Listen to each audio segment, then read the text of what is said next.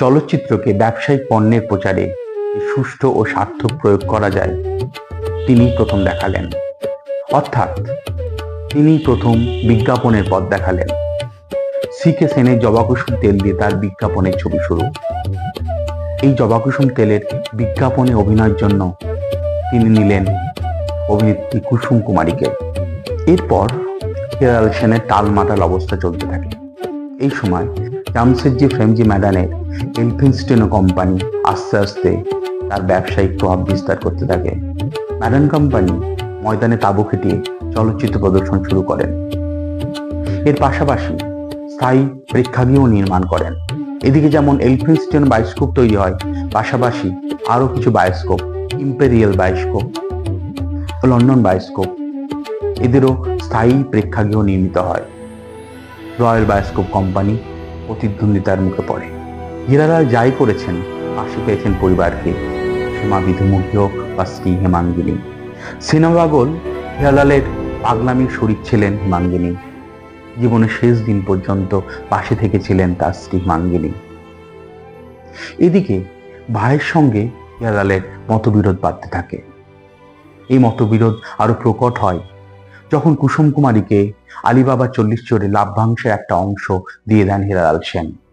বেহিসাবি ও বৈষয়িকভাবে উদাসীন হিরালাল সেনের সঙ্গে ভাই মতিলাল সেনের দ্বন্দ্ব উত্তরোত্তর বৃদ্ধি পেতে থাকে।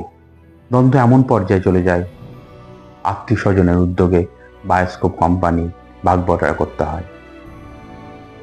বায়োস্কোপ কোম্পানি সৃষ্টিকর্মর মালিক হয় মতিলাল সেন, আর হিরালাল সেনের ভাগ্যে জুটে দুটি ক্যামেরা। এরপর সেন পরিবার হরিতকি বাগান লেনে নতুন বাড়িতে উঠে যায়। কিন্তু কিছুদিন পরেই নতুন বাড়ি বিক্রি করে দুই ভাই আলাদা হয়ে যায়। এক ভাই মতিলাল সেন রায়বাগান বাড়িতে গিয়ে ওঠে, আরেক ভাই হিরালাল সেন 18 নম্বর ব্ল্যাক স্কোয়ারে বাড়ি ভাড়া নেন। এই পারিবারিক সংকট, এই অর্থ সংকট, এর মধ্যে ধরা পড়ে হিরালালের গলায় ক্যান্সার। ঠিক এই মুহূর্তে জীবনে একটা শেষ সুযোগ পান হিরালাল। 1911 বঙ্গভঙ্গ রদ এবং পঞ্চম জর্জের রাজ্যাভিষেক। ব্রিটিশ গভর্নমেন্ট হিরালাল সেনকে আমন্ত্রণ জানান। বঙ্গভঙ্গর ছবি তোলার জন্য ব্রিটিশ গভর্নমেন্টের চক্ষুশূল ছিলেন হিরালাল সেন। কিন্তু হিরালাল সেনের চিত্রগ্রহণের উৎকর্ষতা রেখে ব্রিটিশ সরকার তাকে আবার আমন্ত্রণ জানান। এই শরীর নিয়ে হিরালাল সেন দিল্লি কলকাতা দৌড়ে বেড়ালেন এবং সৃষ্টি হলো ভারতের প্রথম সংবাদচিত্র ভিজিট ফিল্ম। এই ভিজিট ফিল্মের ঠিক 2 বছর পর 1913-তে কুম্ভ মেলা উপলক্ষে শেষবারের মতো ক্যামেরা ধরলেন হিরালাল সেন। এরপর আর তিনি ক্যামেরায় হাত দেননি। আর্থিক অনটনে দুটি ক্যামেরাকে বিক্রি করতে হয়। এরপর আসে সেই কালো দিন 1917 24 অক্টোবর। রায়বাগান বাড়ির রয়্যাল বায়োস্কোপ কোম্পানির স্টোর রুমে আগুন ধরে যায়। ভস্মীভূত হয়ে যায় হিরালাল সেনের সব শিল্পকর্ম। তার সঙ্গে সঙ্গে অগ্নিদগ্ধ হয় হিরালাল সেনের প্রিয় ভাইজি অমিয়বালা, মতিলালের কন্যা। এই অগ্নিকাণ্ডে ঠিক 2 দিন পর 26 অক্টোবর বিজয়া দশমী, একাদশী তিথির ভোরা, মানসিকভাবে বিপর্যস্ত বিধ্বস্ত হিরালাল সেন চিরবিদায় জানান পৃথিবীকে।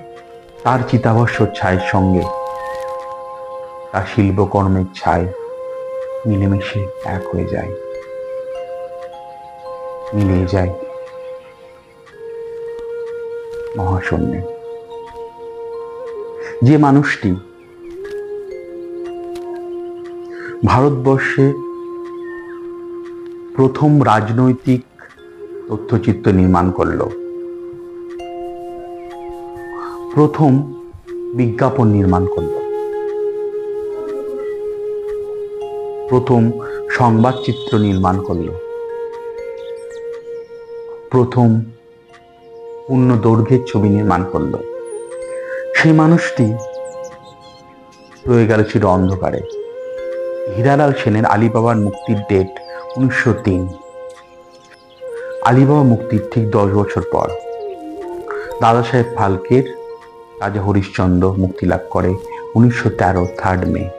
আমরা ভারতীয় চলচ্চিত্রের জনক হিসেবে ধরি দাদাসাহেব ফালকেকে, কিন্তু 10 বছর আগে যে মানুষটি প্রথম তথ্যচিত্র, প্রথম বিজ্ঞাপন, প্রথম সংবাদচিত্র, প্রথম পূর্ণদৈর্ঘ্য ছবি নির্মাণ করলো, তাকে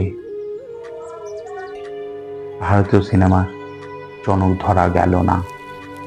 কেন? কারণ প্রিন্ট পাওয়া যায়নি বলে। কারণ মঞ্চে পুরো ছবিটি নির্মিত হয়েছিল বলে। শুধু প্রিন্ট যদি না ধরি, আরো আনুষাঙ্গিক আশেপাশে অনেক প্রমাণ ছিল, বিজ্ঞাপন, সংবাদপত্রে প্রকাশিত রিপোর্ট। তবুও 1928 নাগাদ ব্রিটিশ গভর্নমেন্টের নির্দেশে টি রঙ্গাচার্যার নেতৃত্বে তৈরি হলো সিনেমাটোগ্রাফ কমিটি। এই কমিটি দাদাসাহেব ফালকেকে ভারতীয় সিনেমার জনক হিসেবে স্বীকৃতি দিলেন। চিরকালের মতো অন্ধকারে থেকে গেলেন হিলাল সেন। আমি দাদাসাহেব ফালকের কর্মকে ছোট করছি না, কিন্তু একজনের কর্মকে স্বীকৃতি দিতে গিয়ে আরেকজনকে উপেক্ষিত করা, এটাও মনে হয় ঠিক না। আমাদের বাঙালিদের মধ্যে কিছু ঘটনাকে নিয়ে একটা হাহুতাশ কাজ করে।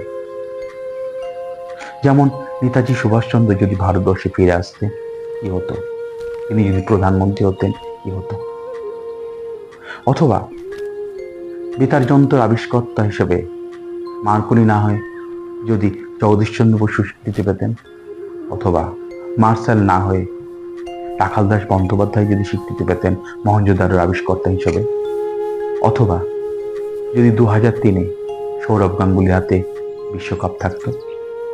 এমনি একটা হাওতাস আমার মধ্যে কাজ করে, আশা করি আপনাদের মধ্যেও কাজ করবে। যদি হিরালাল ও মতিলালের মধ্যে কোনো মতবিরোধ না হতো, যদি ওই স্টোর রুম পুড়ে না যেত, ইতিহাসের গতিপথ আলাদা হতো, স্বর্ণাক্ষরে লেখা থাকতো ভারতীয় সিনেমার জনক হিরালাল সেন। নমস্কার।